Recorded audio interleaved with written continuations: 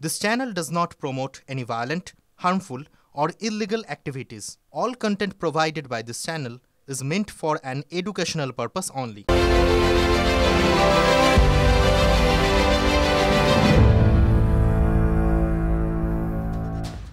Shortcut স্পেশালের শুরুতেই প্রত্যেক দিনের মতো আপনাদের দেখাবো আমাদের বড় পর্দায় টপ 10 ব্রেকিং। 1 নম্বর ব্রেকিং, ভোট না হলে ইউনিয়ন রুম বন্ধের নির্দেশ কলকাতা হাইকোর্টের ডিভিশন বেঞ্চে। 2 নম্বর ব্রেকিং, ছাত্র সংসদ নির্বাচন কবে প্রশ্ন বিচারপতির। 3, 17 জুলাইয়ের মধ্যে রাজ্যকে দিতে হবে হলফনামা, মানে কবে ছাত্র সংসদের নির্বাচন করানো সম্ভব। 4, মন্তেশ্বরেই মন্ত্রী সিদ্দিকুল্লাহর উপর হামলা, এটা তার নিজের বিধানসভা কেন্দ্র। 5, তৃণমূলের আক্রমণে ভাঙল গাড়ি, আহত মন্ত্রীও, গাড়ির কাঁচ ভেঙে গেছে এবং দলের অপর গোষ্ঠী আক্রমণ করেছে। 6, বিহারের পর নির্বাচন কমিশনের নজর বঙ্গে, কিভাবে। 7, অগাস্টেই শুরু হচ্ছে ভোটার লিস্ট যাচাইয়ের কাজ, যেটাকে স্যার বলা হচ্ছে। 8, চাপড়া গভর্নমেন্ট কলেজে অধ্যক্ষকে মারধর, আবার একটা নক্কারজনক ঘটনা আমাদের রাজ্যে, আবার সেই শিক্ষা প্রতিষ্ঠানে তাণ্ডবের ঘটনা, আবার শিক্ষকের গায়ে হাত তোলার ঘটনা। এক্ষেত্রেও শাসক জড়িত নয়, চাকরি করতে চাই না কান্নায় ভেঙে পড়লেন ওই অধ্যক্ষ। 10, তৃণমূল নেতার দাদার বিরুদ্ধে অভিযোগ, ইনফ্যাক্ট যিনি মারধর করেছেন তার ভাই তৃণমূলের পঞ্চায়েত সদস্য, তিনি কিভাবে কাঁদছেন, অধ্যক্ষের চোখে জল। বিস্তারিত আপনারা দেখবেন আমাদের ম্যানেজিং এডিটর পুরোটা দেখাবেন আপনাদের 8:55, না বললেই নয়। নতুন সভাপতির নাম শ্রমিক ভট্টাচার্য। লড়বো কিন্তু আমরা সবাই, লড়বো কিন্তু আমরা সবাই, লড়াই অনিবার্য।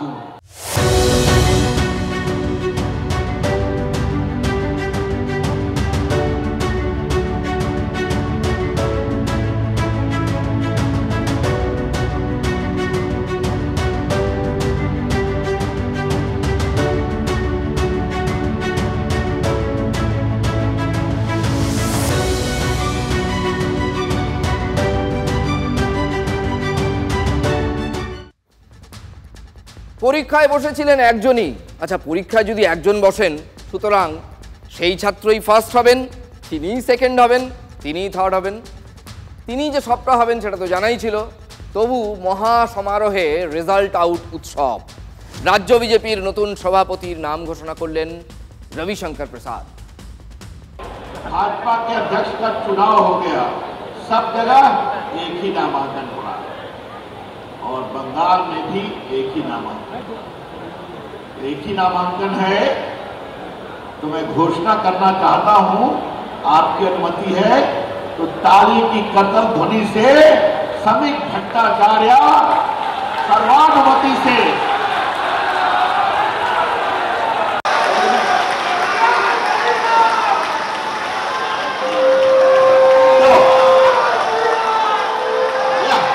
যিনি রাজ্যসভায় যাওয়ার পরে বাংলাকে দিল্লিতে পৌঁছে দিয়েছেন সেই শ্রমিক ভট্টাচার্য, তাকে আমি স্বাগত জানাই, ধন্যবাদ জানাই।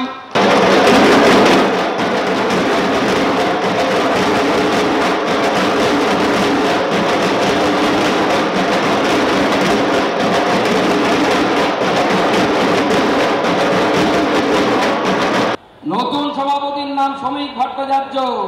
লড়বো কিন্তু আমরা সবাই, লড়াই অনিবার্য।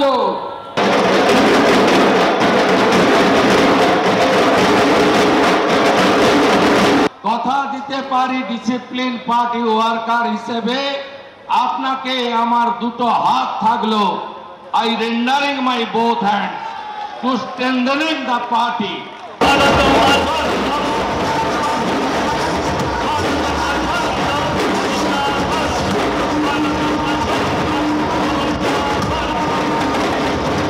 শ্যামা প্রসাদের এই বাংলায় বিজেপি অক্ষয়, বিজেপি অক্ষয়, বিজেপি অক্ষয়। 26-এ এই সরকারকে উপড়ে ফেলে দেওয়ার কাজ ভারতীয় জনতা পার্টি করবে।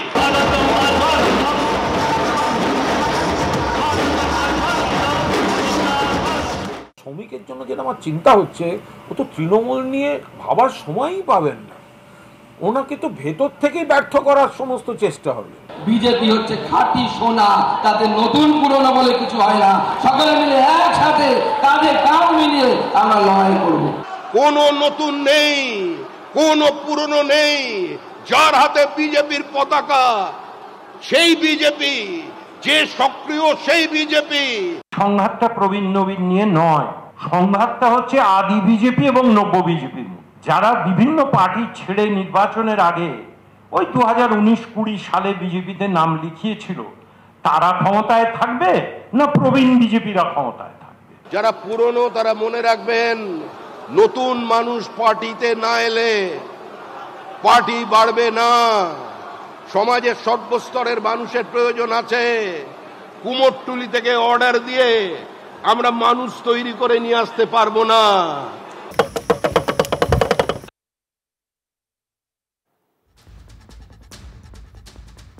বুঝতে পারলেন? এই কারণেই বলছিলাম যে একজনই নমিনেশন দিয়েছিলেন, কারণ দ্বিতীয়জন দেওয়ার চেষ্টা করেছিলেন, কিন্তু 10 জন প্রপোজাল না হওয়ায় সেই নমিনেশন বাতিল হয়ে গিয়েছিল। সুতরাং পরীক্ষায় বসেছিলেন একজনই, শ্রমিক ভট্টাচার্য। আমরা একটা জিনিস লক্ষ্য করলাম, আপনারাও নিশ্চয়ই লক্ষ্য করলেন, আপনাদের দেখালাম যে মহা সমারোহে সায়েন্স সিটিতে এই ঘোষণাটা করা হলো এবং সেখানে কেন্দ্রীয় নেতা ছিলেন। নতুন সভাপতি বরণের উৎসবে দলের ঐক্যের কথা বলেছেন বিদায়ী সভাপতি। আর ঠিক সেই সকালেই খুব ইন্টারেস্টিং, দুর্গাপুরের রাস্তায় ডুগডুগি হাতে এক প্রাক্তন সভাপতি।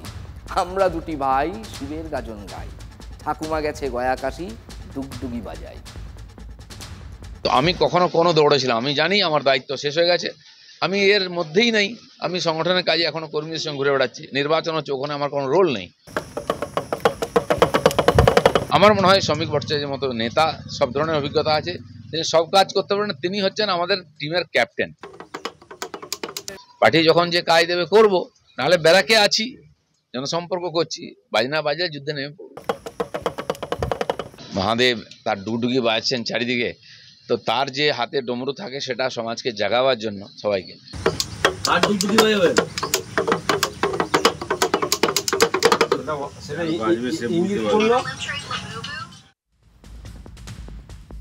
কার ডুগডুগি কে বাজাবেন আমরা বলতে পারবো না, যার ডুগডুগি বাজবে তিনি বুঝবেন। দিলীপ কিন্তু নিজের ফর্মেই সায়েন্স সিটিতে মহাসমারোহে ডাক না পেলেও দিলীপ বাবুর নাম কিন্তু বেজেছে, বাজলো সদ্য প্রাক্তন হয়ে যাওয়া সুকান্ত মজুমদারের কণ্ঠে। কিন্তু শুভেন্দু অধিকারী দিলীপ ঘোষের নাম উচ্চারণই করেননি। আজ থেকে 4 বছর আগে আমার পূর্বসূরি মাননীয় শ্রদ্ধেয় শ্রী দিলীপ দা ঠিক এইভাবে একটি মঞ্চ থেকে সুকান্ত মজুমদার জিন্দাবাদ বলিয়েছিলেন। আজকে আমরা শ্রমিক ভট্টাচার্য জিন্দাবাদ বলছি।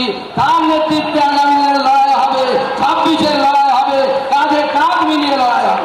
অতীত যদি কেউ ভুলে যায় তার ভবিষ্যৎ ভালো হতে পারে না। তাই আমি প্রথমেই প্রাক্তন সভাপতি ত্রয়, বর্ষিয়ান অধ্যাপক অসীম ঘোষ, দাদা রাহুল সিনহা, সতীর্থ ডক্টর সুকান্ত মজুমদারকে অন্তর থেকে কৃতজ্ঞতা অভিনন্দন জ্ঞাপন করি। দিলীপ দার সঙ্গে কালকেও কথা হয়েছে, কিছু বললেন দিলীপ দা? দিলীপ ঘোষের নামটা উচ্চারণ না করে শুভেন্দু অধিকারী যা বোঝানোর বুঝিয়ে দিয়েছেন, আশা করি আপনারাও বুঝতে পারছেন। আর মহা সমারোহ দেখেই বোঝা গেল বিজেপি এই বহিরাগত তকমাটা তুলতে কতটা মরিয়া। ওই কথাটা, এই যে বহিরাগত বহিরাগত, এইটা বলে বলেই বারবার কোথাও যেন একটু তৃণমূল ফায়দা তুলে নেয়, এটা অনেকেই মনে করেন। তাই মঞ্চের একদিকে সাজটা দেখুন ভালো করে, মঞ্চের একদিকে ভারত মাতা শ্যামাপ্রসাদ দীনদয়ালের ছবি, তো অন্যদিকে মা কালী, বাঙালির বিশেষ আরাধ্যা। স্ক্রিনে অপারেশন সিঁদুরের মতোই ভেসে উঠলেন মা দুর্গা, বাঙালির ঠাকুর, বাঙালির দেবী, বাঙালি তো তাই মনে করে। স্ক্রিনেও শ্যামাপ্রসাদ, মোদির মাঝে মা কালী। খুব ইন্টারেস্টিং খবর দেখুন, রাজ্য বিজেপিতে শুভেন্দুর ছায়া ক্রমেই দীর্ঘতর হচ্ছে। তিনি যে বাংলায় বিজেপির মুখ, সভাপতি যেই হন তিনি যে মুখ, সেটা কিন্তু বুঝিয়ে দিয়ে গিয়েছেন অমিত শাহ। সাধারণত সাংগঠনিক বিষয়ে দূরে থাকা শুভেন্দু সভাপতি বরণের, মানে নতুন সভাপতিকে বরণ করে নেওয়ার মঞ্চে তুমুল তৎপর। তার ট্রাম্প কার্ড হচ্ছে হিন্দু ভোট, কিন্তু পছন্দের সভাপতির গলায় কি একটু অন্য রকমের সুর? 4 থেকে 5% ভোটের দরকার আছে। গত লোকসভা ভোটে 68% হিন্দু ভোট দিতে গেছে। 80% হিন্দু যদি ভোট দিতে বেড়ায় এই রাজ্যে 26-এ এই যে জালি হিন্দু অত্যাচারী মুসলিম লীগ 2 সরকার আছে, পিসি ভাইপোর চোরেদের সরকার আছে, এই সরকারকে উপড়ে ফেলে দেওয়ার কাজ ভারতীয় জনতা পার্টি করবে। মরছে মুসলমান, মারছে মুসলমান, কারা এই অবস্থা তৈরি করলো? যারা আমাদের ভোট দিচ্ছেন না, যারা আমাদের থেকে দূরে থাকছেন, আপনারা প্রয়োজন যদি মনে করেন বিজেপিকে অচ্ছুত অস্পৃশ্য মনে করেন, আপনারা ভোট দয়া করে দেবেন না। কিন্তু আপনারা আয়নার সামনে দাঁড়িয়ে নিজেকে প্রশ্ন করুন, গত 3 বছরে পশ্চিমবঙ্গে যত খুন হয়েছে তার মধ্যে মুসলমানের সংখ্যা কত? বিরোধী দলনেতা বলেছিলেন না যে মানুষরা আমাদের ভোট দেয় না তাদের কোনো উন্নয়ন আমরা করব না? কে বলেছিলেন? তো শ্রমিক বাবু এই ভণ্ডামিটা কেন? তার পাশেই তো বসে আছেন বিরোধী দলনেতা। মতে মালদা, মতে মুর্শিদাবাদ, মতে মহেশতলা, দায়ীকে ময়ে মমতা। আপনি ভাবতে পারবেন না বাংলায় হিন্দু পলায়ন ঘটেছে স্বাধীনতার পরে প্রথমবার। ধুলিয়ান শামশেরগঞ্জ থেকে হিন্দুরা দেশি নৌকায় চেপে মালদার স্কুলে গেছে। হিন্দু জাগো, হিন্দু জাগো, হিন্দু জাগো, হিন্দু জাগো, বদলা আমাদের নিতে হবে। বিজেপির লড়াই কোনো মুসলমানের বিরুদ্ধে নয়। হ্যাঁ, আমরা লড়াই করছি আপনাদের বিরুদ্ধে, কারণ আপনাদের বাড়ির ছেলেরা যারা হাতে পাথর নিয়ে ঘুরছে, আমরা ওই পাথরটাকে কেড়ে নিয়ে ওখানে বই ধরিয়ে দিতে চাই। আমরা চাই দুর্গাপুজোর বিসর্জনের মিছিল আর মহরমের মিছিল একই সঙ্গে একই রাস্তা দিয়ে একই সময় হেঁটে যাবে। কোনো সংঘর্ষ নেই, কোনো দাঙ্গা নেই। নিজেদের মধ্যে হয় তারা দ্বিচারিতা করছেন যে একজন বিরোধী দলনেতা তিনি মুসলিম বিরোধী কথা বলবেন, আরেকজন যিনি সভাপতি হবেন তিনি গোলাপ ফুল দেবেন। এটা তো রাজনৈতিক দ্বিচারিতা বলে আমি মনে করি। আমরা প্রথম দিন থেকে এই কথা বলেছি, দেশের প্রধানমন্ত্রী এটার কথা বলছেন যে জাতীয় জনজীবনের মূল স্রোতে সংখ্যালঘুদের নিয়ে আসতে হবে। সাবধান থাকতে হবে সিপিএম থেকে। মিছিলে বলে ধর্ম নিরপেক্ষতা জিন্দাবাদ, মুসলমানদের মিছিলে হটায় আর ভোট কাটে হিন্দুদের। গত লোকসভাতে 12টা সিট বিজেপির ক্ষতি করেছে এই মাকুরা, যারা টুকরে টুকরে গ্যাং বলে, কাশ্মীর মাঙ্গে আজাদি বলে। এদের থেকেও আমাদের সতর্ক থাকতে হবে। শুভেন্দু অধিকারী নিজের অঙ্কে অটল বা অনড়। মঞ্চের একদিকে প্রধানমন্ত্রী নরেন্দ্র মোদীর ছবি, অন্যদিকে নাড্ডার ছবি। সুকান্ত এবং শুভেন্দুর ছবি অন্যদিকে।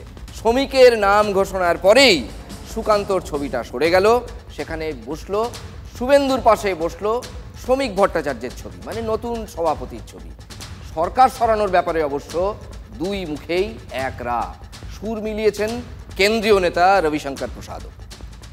এই বাংলায় পরিবর্তন নয়, এই বাংলায় বিসর্জন হবে, বিসর্জন। 26-এর নির্বাচন তৃণমূলের বিসর্জন। এই যে জালি হিন্দু অত্যাচারী মুসলিম লীগ 2 সরকার আছে, পিসি ভাইপোর চোরেদের সরকার আছে, এই সরকারকে উপড়ে ফেলে দেওয়ার কাজ ভারতীয় জনতা পার্টি করবে। ये तख्त बदल दो, ताज बदल दो, ममता जी का राज बदल दो और राष्ट्र प्रेम स्वाभिमानी भारतीय जनता पार्टी को सत्ता में लाओ। স্বয়ং জগন্নাথ দেবকে দীঘায় টেনে নিয়ে আসা হয়েছে, কারণ মা কালীঘাটের মা কালী আগে হাত তুলে নিয়েছেন, বলেছে এই ফাইল আমি নিতে পারবো না, আমার পক্ষে বাঁচানো সম্ভব নয়। এবার সরাসরি চলে গেছেন জগন্নাথ দেবের কাছে। জগন্নাথ দেব স্বইচ্ছায় কিংবা বাধ্য হয়ে এসছেন তা জানা নেই, কিন্তু জগন্নাথের ইচ্ছা আছে, জগন্নাথও বিদায় দেখতে চান। Mamata ji, what has happened to you? You are a fighter, संघर्ष करती थी सीपीएम के खिलाफ, और आज आपकी सरकार में देश की बेटी, आपके बंगाल की बेटी सुरक्षित नहीं है। मैं रिपीट करूंगा, ममता जी, शेम ऑन यू। যেদিন প্রাক্তন কেন্দ্রীয় মন্ত্রী রবিশঙ্কর প্রসাদ বলছেন বা অভিযোগ করছেন মমতা বন্দ্যোপাধ্যায়ের রাজত্বে মেয়েরা সুরক্ষিত নয়, ঠিক সেদিনই কলকাতা হাইকোর্ট চত্বরে এক মা বলছেন, কেন আমার ফুটফুটে তামান্নাকে চলে যেতে হলো এভাবে, কেন তামান্নার মাকে কলকাতা হাইকোর্টে ছুটে আসতে হলো, সেই প্রশ্ন করুন মুখ্যমন্ত্রীকে। একটু মমতাদিকে প্রশ্ন করুন, কেন তামান্না হারিয়েছে, তামান্নার মাকে কেন এত দূর আসতে হচ্ছে, আমি একটা সাধারণ ঘরের একটা সাধারণ মেয়ে, কেন এত দূর আসতে হচ্ছে, মুখ্যমন্ত্রীর কাছে জিজ্ঞাসা করুন। কালীগঞ্জের উপনির্বাচনে জেতার পর তৃণমূল সমর্থকদের বিজয় মিছিল থেকে ছোড়া হয় বোমা ছোড়া হয়েছিল, আপনারা সবাই জানেন। তাতেই প্রাণ হারিয়েছিল ছোট্ট তামান্না। পুলিশ বেশ কয়েকজনকে গ্রেফতার করলেও গত কয়েকদিনে বারবার তামান্নার বাড়ির চারপাশ থেকে পাওয়া গেছে একাধিক বোমা, সকেট বোমা। চলছে ক্রমাগত হুমকি।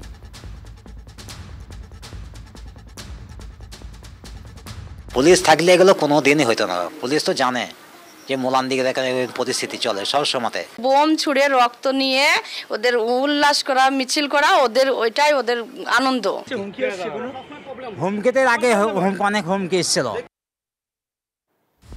সিবিআই তদন্ত চেয়ে হাইকোর্টের দ্বারস্থ তামান্নার বাবা মা। মুখপাত্র আঙুল তুলেছেন যথারীতি সিপিএম এবং বিজেপির দিকে। এখন অনেক আসামি আছে, এখন ওই আসামিকে ওখানে কেন ধরা হচ্ছে না তার জন্য বিচার চাইতে যাচ্ছি। পুলিশের উপরেই তো ভরসা করেছিলাম, তো পুলিশ কাউন্টকে ধরার পরে তার কোনো আসামি ধরেনি। সিবিআই তদন্ত যাচ্ছে। আমি পরিবার যেটা চাইবে আমরা তার পরিবারের সাথে আছি, পরিবারের সঙ্গে আছি। পরিবারের শোকাতুর অবস্থা সুযোগ নিয়ে চারপাশের কেউ রাজনৈতিক উদ্দেশ্য প্রণোদিতভাবে দুনিয়ার নাম ঢুকিয়ে দিয়েছে এবং প্রত্যেককে 24 ঘন্টার মধ্যে খুঁজে আনতে হবে, এগুলো একেবারে একটা মানে অস্বাভাবিক সমস্ত প্রক্রিয়ার দিকে ঠেলে দেয়। বাংলার মুখ্যমন্ত্রী আমার দাবি, অপরাধীদের বিচার নিশ্চিত করুন। তার পাশাপাশি আপনি সেই তামান্নার মায়ের সঙ্গে দেখা করুন। পুলিশ অ্যাক্টিভ আছে, খোঁজ চলছে, পরপর ধরা পড়েছে, আসল অভিযুক্তরা ধরা পড়েছে। এই ধরাটাই তো সিপিএম জমানায় পড়তো না, আর বিজেপি শাসিত রাজ্যে পড়ে না। মমতাদিকে প্রশ্ন করুন, কেন তামান্না হারিয়েছে, তামান্নার মাকে কেন এত দূর আসতে হচ্ছে। সন্তান হারা মা লড়ে যাচ্ছেন, যুদ্ধ তার জারি আছে। তবে রাজ্যে আরও যুদ্ধ বেঁধেছে, সেই খবর রাখেন শাসকের ঘরে তুল কালাম। নিজের বিধানসভা কেন্দ্রে গিয়ে দলের কর্মীদের হাতেই আক্রান্ত তৃণমূল কংগ্রেসের মন্ত্রী সিদ্দিকুল্লাহ চৌধুরী। বড় সংখ্যালঘু মুখ বলে যাকে ভাবা হয়, এটা ভাবা যায়? এখন কিন্তু বলতে বাধ্য হচ্ছি, হ্যাঁ ভাবা যায়। এখন এসব হয়, ঘন ঘনই হয়, কিন্তু এটাই বাস্তব। আর একটা জিনিস ভেবে দেখুন, 26শে ভোট সেটা যত এগিয়ে আসছে ততই এই সংখ্যালঘু শব্দটা বাংলার আকাশে বাতাসে খুব বেশি বেশি করে ভাসছে। কারণ সেই সমীকরণ, এদিন তৃণমূলের সেই সংখ্যালঘু মুখী আক্রান্ত, আবার দলেরই কর্মীদের হাতে। এটাই অভিযোগ, ঘরের আগুন বাইরে ছড়াচ্ছে। এ লক্ষণ মোটেই ভালো নয়।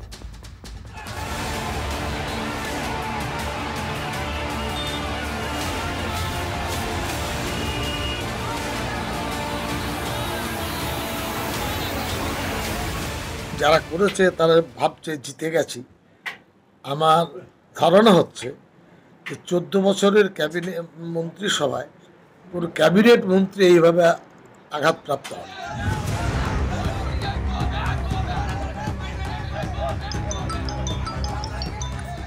নিজের দলের মন্ত্রীকেই কালো পতাকা, ছাঁটা জুতো দেখিয়ে গো ব্যাক স্লোগান। তৃণমূলে এ কি দিনকাল এলো? বিজেপি বা বামেরা এই কাজ করলে তাও মানা যায়, বলা যেত যে বিরোধীরা বিরোধিতা করেছে, কিন্তু এ তো তৃণমূলেরই কাজ। সংখ্যালঘু প্রভাবিত অঞ্চল যেখানে তাদেরই মুখ বলে পরিচিত যিনি, সেই সিদ্দিকুল্লাহ চৌধুরী যেতেই লঙ্কাকাণ্ড। দফায় দফায় বিক্ষোভ স্থানীয় তৃণমূল কর্মীদের, ভাঙচুর মন্ত্রীর গাড়িতেও। মোট 5খানা গাড়ি চড়েছে, একটা গাড়ি আমাদের পেছনে পেছনে ছিল, তার তো মনে শুনছিলাম নাকি অনেক ভাঙচুর হয়েছে। ওই যে ইটটা মেরেছে তার জার্কিংয়ের কাঁচগুলো পুরো পাউডার টাইপের হয়ে গেছে। গ্লাস হতো তাহলে হয়তো আমরা ওই ইটটা তো ওনার বুকেও লাগতো, তো আমার দিকেও মেরেছে, সেটা আমারও বুকে লাগতে পারে।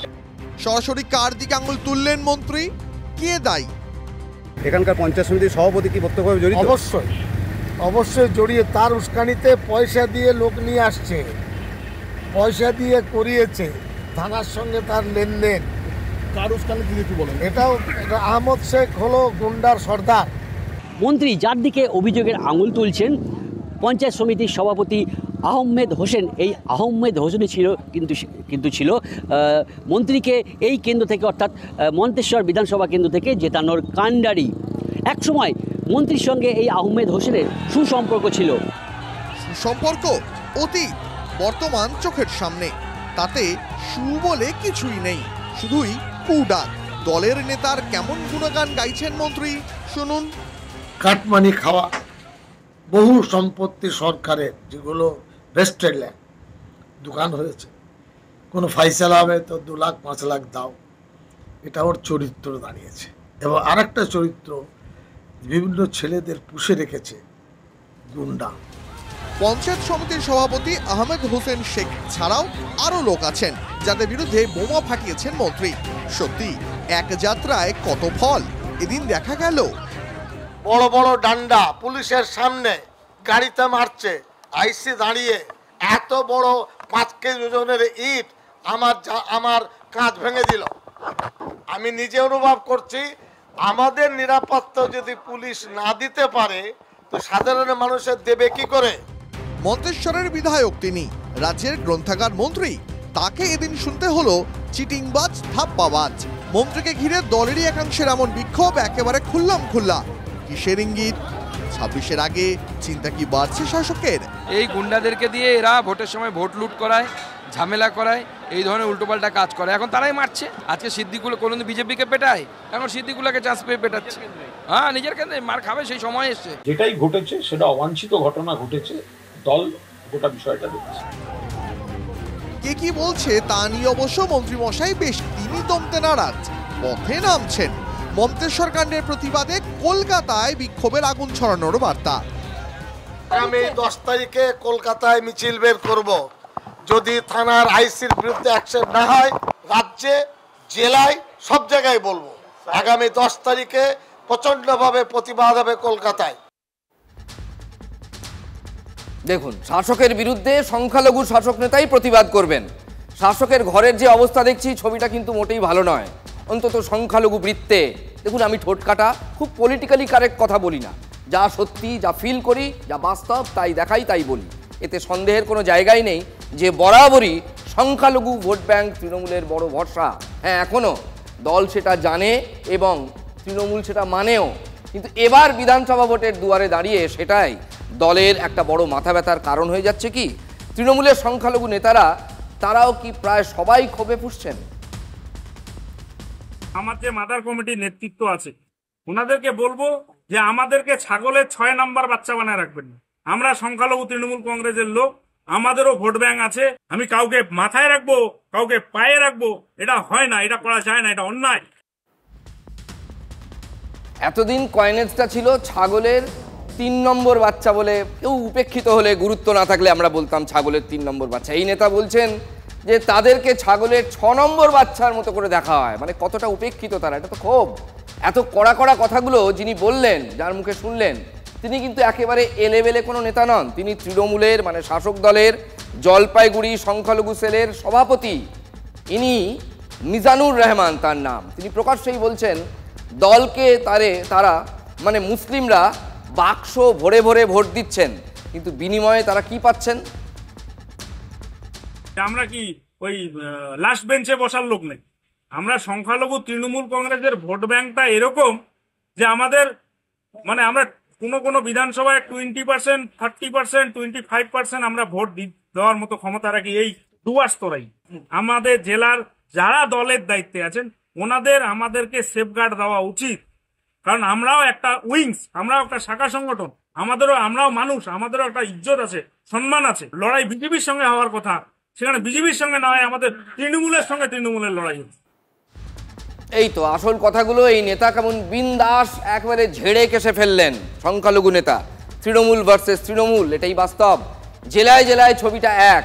এই তো কিছুদিন আগের কথা মনে আছে তো আপনাদের? খানিকটা প্রায় একই সুরে হুঁশিয়ারি দেওয়ার কায়দায় কি মন্তব্য করেছিলেন তহা সিদ্দিকী, বাংলার এক অন্যতম সংখ্যালঘু মুখ বলে যাকে মনে করা হয়, অনেকের পারসেপশন, ফুরফুরা শরীফের পীরজাদা। তিনিও রেগে, কিন্তু কেন? ভোটের সময় সংখ্যালঘু মুসলমান আমরা হব, জামাই বাবু